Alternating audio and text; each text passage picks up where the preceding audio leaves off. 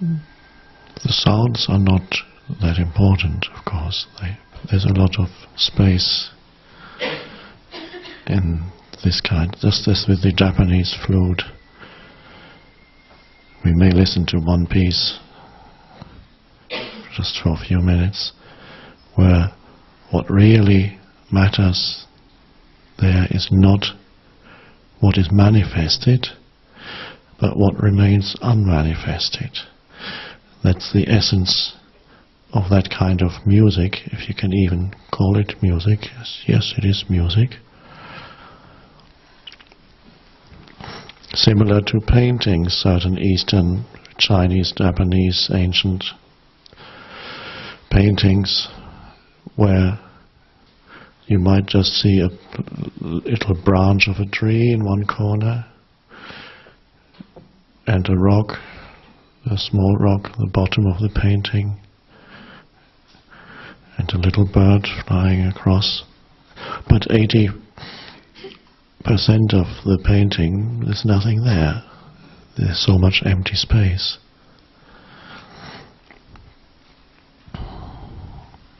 So that art form is perhaps the most spiritual of all art forms, because it points beyond itself.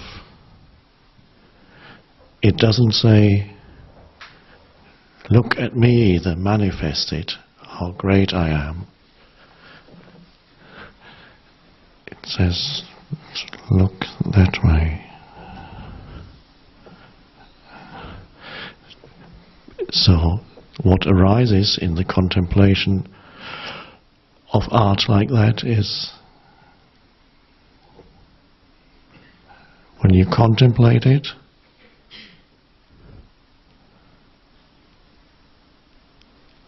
presence arises, inner stillness arises as you watch, because there isn't much there to think about. Another word we could use for this consciousness is space consciousness. Space consciousness arises in you, that is, consciousness prior to becoming manifested as a form. Consciousness, the essence, the very ground of all life. Life before it becomes a form of life.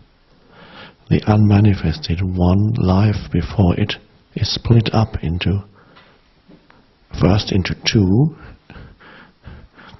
and then millions and billions of forms. So whether it's that art form where you visually, it's mostly about nothingness, and as you watch that, space consciousness arises in you. Awareness, thoughtless awareness. Consciousness prior to thought.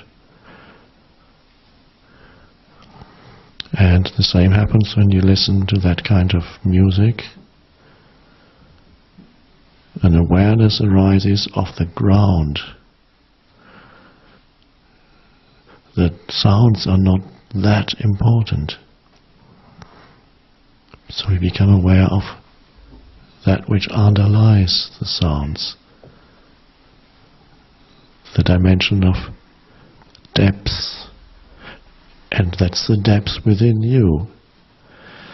So when you withdraw attention from form, you're still aware of the forms, but you're withdrawing attention from the forms,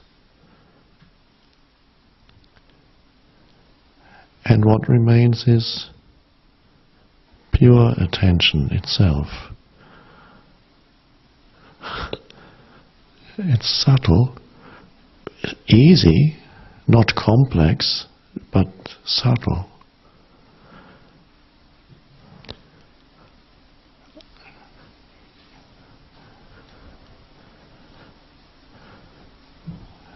And we could say our gathering here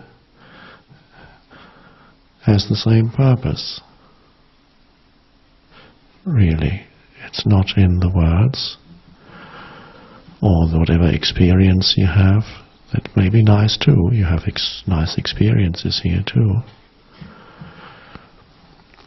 But that's not it. If it were only that, then you would just add things to the content of me.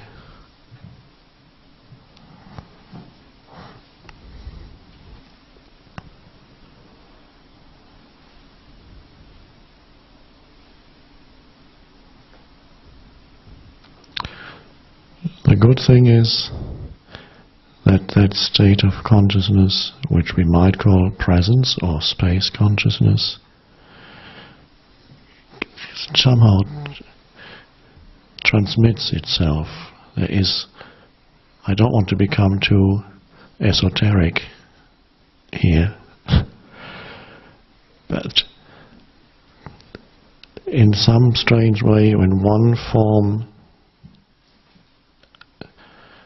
enters that state of consciousness, or it arises from within that form, it tends to spread to others. It awakens space consciousness in others energetically.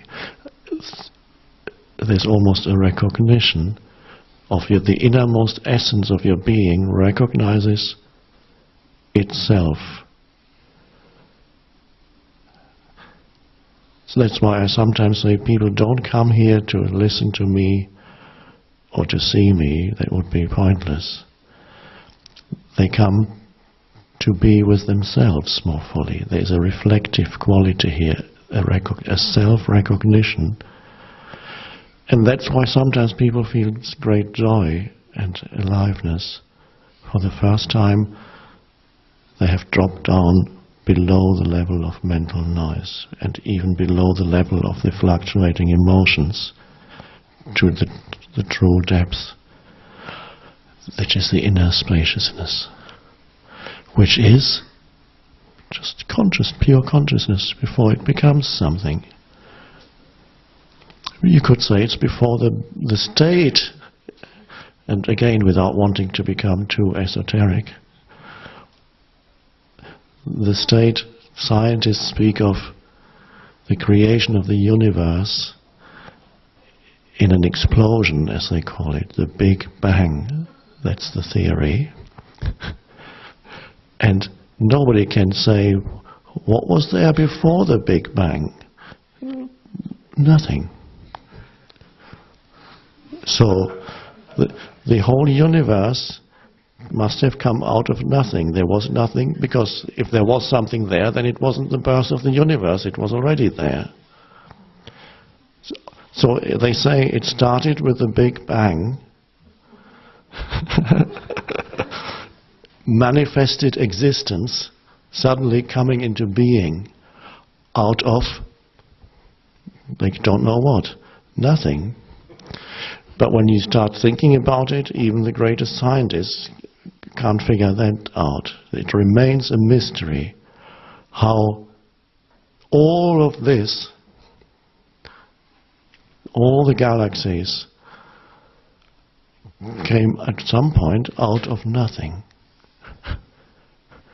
So nothing, no thing, must be the ground of all being, of all existence, beingness itself. And the strange thing is, the only reason why I mentioned that here, one could say, the state before the universe came into being, and that was a long time ago, that primordial state is still within each one of you as your essence.